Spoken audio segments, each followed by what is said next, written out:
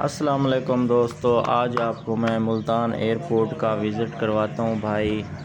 ये जो है ना मुल्तान एयरपोर्ट की पार्किंग है। ये हमारी गाड़ी आ रही है सामने।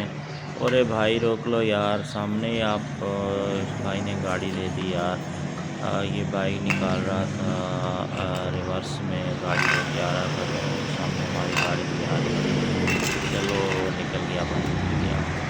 आज दोस्तों मैं आपको भी एक और गाड़ी इसने लगा दी। यहाँ पे हमने लगानी थी गाड़ी, लेकिन ये बाबा जी ने यहाँ पे गाड़ी आगे लगा दी पार्किंग में। चलो कोई बात नहीं, साइड पे पार्किंग है, यहाँ पे हमने लगा देते हैं गाड़ी जी।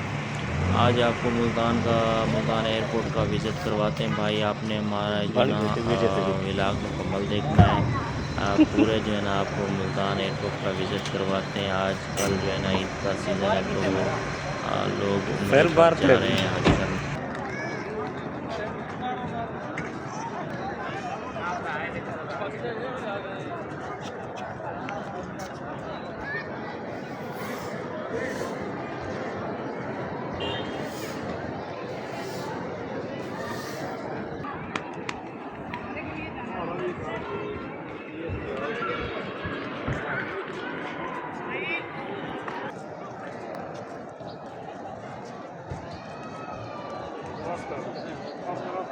आवांडे ठीक है।